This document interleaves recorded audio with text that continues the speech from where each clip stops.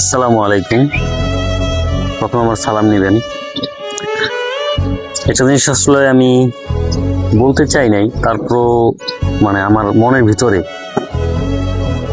খুব পীড়া দিতেছে। আসলে জিনিসটা না বললেই জানি কেমন। বিষয়টা হচ্ছে, আমি সবার কাছে আগেই একটু মাপ চেয়ে নিচ্ছি। হয়তো জিনিসটা অনেকেরই গায়ে লাগতে পারে। আর একটা জিনিস হচ্ছে, আমার ভিডিওটা হয়তো একটু লং হইতে পারে, তো সবাইকে আমার অনুরোধ, ভিডিওটা একটু দেখবেন আর আমার কথাগুলো একটু শুনবেন। যদি আমার কথাগুলো ভুল হয় সেটাও বলবেন আমাকে, এবং যাই হোক, ভুলের যদি কোনো ভুল ভ্রান্তি বলে থাকি তাহলে সেটা আমাকে ক্ষমার দৃষ্টিতে দেখবেন। আমি আসলে কাউকে আঘাত করার জন্য বলতেছি না কথাটা, বা আমার পার্সোনাল কোনো ইস্যু নিয়ে বলতেছি না। জিনিসটা আসলে আমি মনে করি সবার জন্যই বলতেছি। আসলে প্রথম পয়েন্টটা হচ্ছে, আমরা মানুষ, সবাই মানুষ। আর হচ্ছে, যারা মুসলমান দাবি করি আমরা সবাই মুসলমান, কারণ আমরা আমাদের বাপ চাচা যারা আছে তারা মুসলমান, আমরা তাদের ঘরে জন্ম নিচ্ছি, তারাও মুসলমান, এবং আমরা সেই সুবাদে মুসলমান। কারণ আমরা নবী করিম সাল্লাল্লাহু আলাইহি ওয়াসাল্লামকে দেখি নাই, তাদের সাহাবীকেও দেখি নাই। আমরা আল্লাহর উপর গায়েবী যে বিশ্বাসগুলো আছে, মনের ভিতর থেকে বিশ্বাস করি। সেটাই হচ্ছে আমাদের মুসলমানদের ধর্ম, শান্তির ধর্ম, এবং খুব ন্যায়পরায়ণ একটা ধর্ম। তা থেকেই আর কি আমার কথাটা, সেটা কেউ, আমি আবারও বলতেছি, এটা কেউ অন্য কোনো মাইন্ড নেবেন না। জাস্ট আমি আমার অনুতপ্ত থেকে বলতেছি যে আসলে জিনিসটা আমি শোনার পর আমার খুব খারাপ লাগছে, যার জন্য আমি একটু জাস্ট সবার সাথে শেয়ার করতেছি।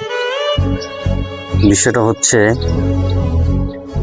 এই যে আমরা ইমাম সাহেব বা মুয়াজ্জিন সাহেব বা একটা মসজিদের খতিব, যারা মসজিদে খেদমতে থাকে বা আমাদের নামাজ কালাম পড়ায় বা হাদিস শেখায়, বেসিক্যালি আসলে পুরা বছরে একটা রমাদান আসে। এই রমাদানটা একজন মুয়াজ্জিন বা একজন ইমাম সাহেব, খতিব সাহেব কি পরিমাণ কষ্ট করে, সেটা যদি আমি উপলব্ধি করি বা আপনি উপলব্ধি করেন, আচ্ছা বলেন তো, পুরো একটা বছরে 200 টাকা 500 টাকা, খুব বেশি, অনেক বেশি আপনার আমার জন্য।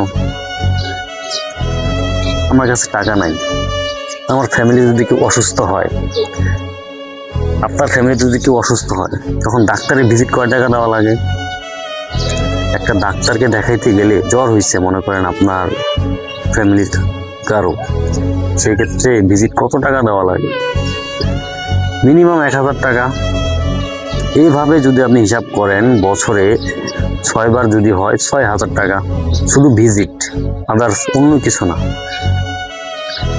আর একজন ইমাম সাহেবকে আমরা প্রতি বছরে একটা মাস উনি আমাদের জন্য কষ্ট করতেছে, ফজর থেকে শুরু করে তারাবি সবকিছু পড়াচ্ছেন, এরপর ওনাকে 200 থেকে 500 টাকা দিতে এত কোশ্চিন, এত অজুহাত, আমার এটা নাই, আমার ওটা নাই, আজকে এই সমস্যা, কালকে ওই সমস্যা। বলেন তো, আল্লাহ না করুক আজকে একটা অ্যাক্সিডেন্ট হয়ে যায়, যেমন আজকে লাস্ট রমাদান শেষ, ফজর শেষ, আজও পাবো কিনা আরেকবার তা জানি না, আবার সামনে রমজানকে আমরা পাবো কিনা সেটা কেউ বলতে পারবো না। কারণ আগামীকালকে যদি ঈদ হয়, সেটাই কি পাবো কিনা আমরা কেউ বলতে পারি। তখন দরকার কার? এই মুয়াজ্জিনের, এই ইমাম সাহেবকে দরকার আমাদের। লাস্ট জানাজাটা কেই করাবে? ওনারও তো ফ্যামিলি আছে, ওনারও তো বাচ্চা কাচ্চা আছে, ওনারও তো একটা শখ আছে। আমি এই কথাটা শোনার পর আসলে আমার ভিতরটা কাজ করতেছে না কোনো কিছু, আসলে এটা শেয়ার না করলেই না। এই জন্য বলবো, যারা এই আচরণগুলো করেন, আজ না হয় কাল, কাল না হয় পরশু, ভাই আজকে শেষ, আজকে শেষ। আজকের পড়া রমজান পাবো কিনা জানি না, তারাবি পাবো কিনা জানি না। যারা আমাদের জন্য কষ্ট করছে, এই মুসল্লি, একটা মসজিদে ধরেন মিনিমাম 400-500 মুসল্লি হয়, যত ছোট মসজিদে যদি ধরি আমি 100 মুসল্লি হয়, 100 জন যদি আমরা 200-500 টাকা করে দিই, তাহলে খুব বেশি ভাই, খুব বেশি। সবার কাছে রিকোয়েস্ট, কেউ কিছু মনে করবেন না, জাস্ট জিনিসটা আমি শেয়ার করলাম আপনাদের সাথে। আসসালামু আলাইকুম রহমতুল্লাহি ওয়া বারাকাতুহু। ভালো থাকবেন, সুস্থ থাকবেন, সবাই সবার সাথে সহযোগিতার সম্পূর্ণ আচরণ করবেন।